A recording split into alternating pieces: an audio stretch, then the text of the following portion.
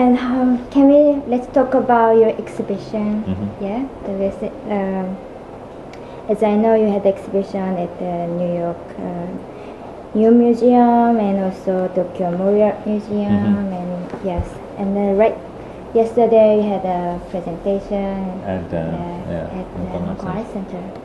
No, we've been last few months. We have been busy. The last year summer, we were curating the European contemporary art exhibition called Manifesta 7, which we part curated and co-curated part of it.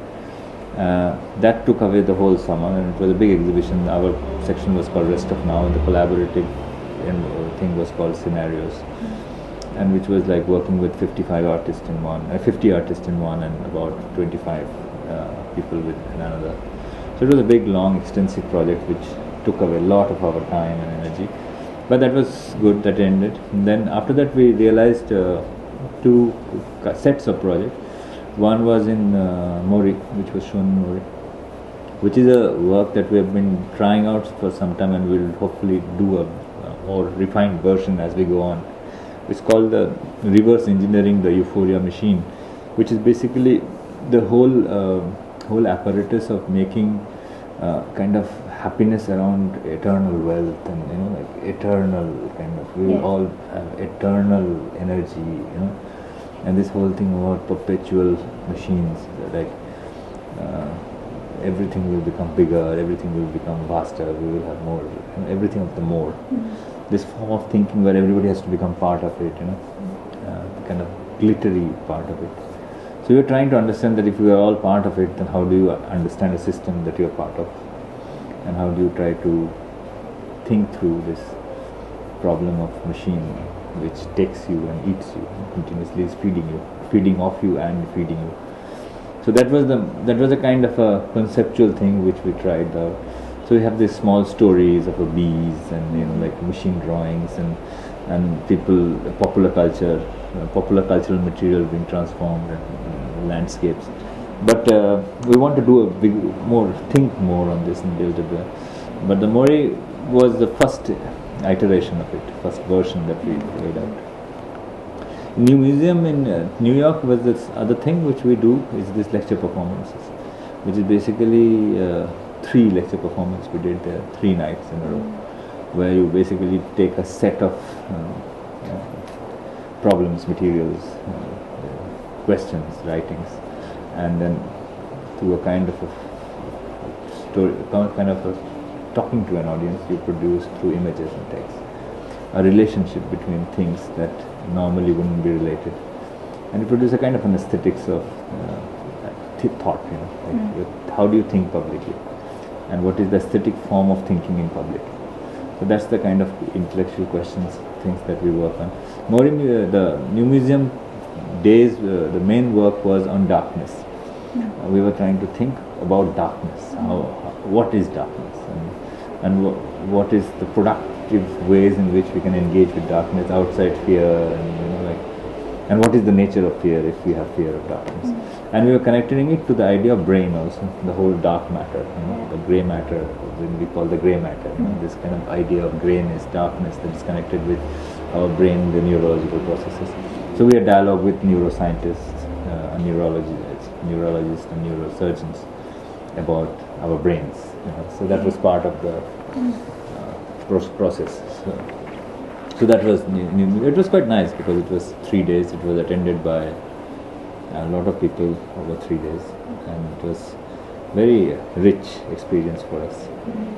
And yesterday was basically our 1 month in Hong Kong, and the kind of research we have done, not research, you can say kind of time, the kind of way we have spent the time here. What did we think, and if we were here, if we claim that we are more than a tourist, we are artists, so we are more than a tourist hopefully. So what is the process by which you have thought about a place which you were there, which was hospitable to you for a month, what sense you made of it. So it was basically rereading the idea of the archive and simultaneously reading it back into the city, and what is the relationship between memory, disappearance, fast, accelerated speed, that kind of relationship. it was about the whale also. So because there was a whale that came in to Hong Kong and got lost. So this idea of getting lost of a huge beast called a whale. Yeah. So it was quite interesting for us to think about it.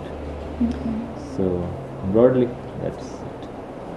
How you can join this AAA residency program? See, AA invited us quite a few years back. And they were saying that we would like to do a residency, and we said we kind of said yes, that we would like to do a residency in archive, but it was like 2 years back they invited, and we're not finding the time to. And then last year Claire came to Delhi and we finalized it. Okay, then in March we will come here and spend a month, because they wanted us to spend more time.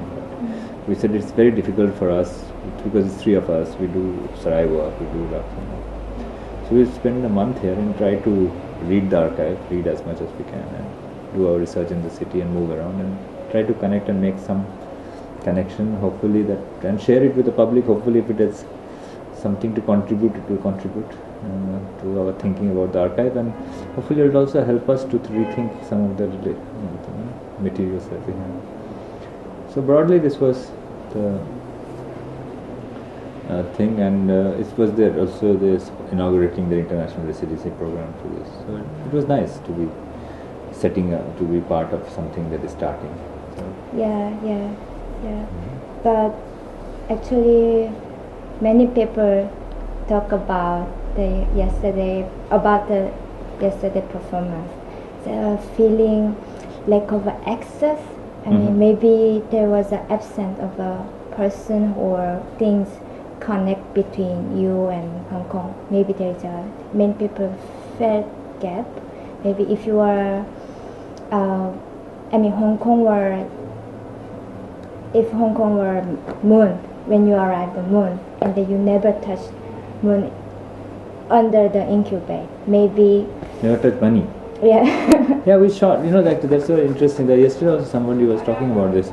One thing, we went to stock exchange. We did some research on stock exchange. We tried to understand it, because Hong Kong and money is very direct. Sitting in Delhi, I can show you probably 50 films of popular Bombay cinema which is about Hong Kong and money. So it was not an old image for me, and neither for us. It was something that we are used to, the relationship between Hong Kong and money.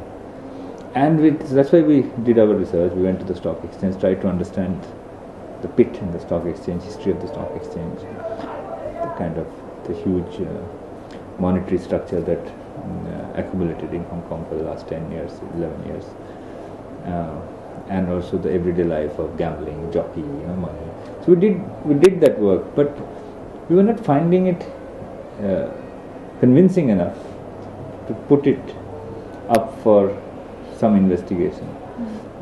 Maybe it will be something that will come in our work in another context, where there is no direct link between money and the place, and then we may talk about the money.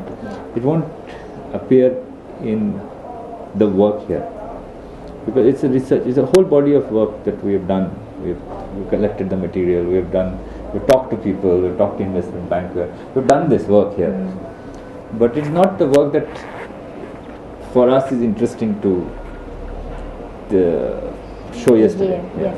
Maybe in a year's time, maybe 2 years' time, when we have more material on it, when Shanghai and Hong Kong's relationship gets more tricky, competitive, then maybe something may trigger off. Some images may trigger off from Shanghai, which may have a link with Hong Kong and the money. Something will happen.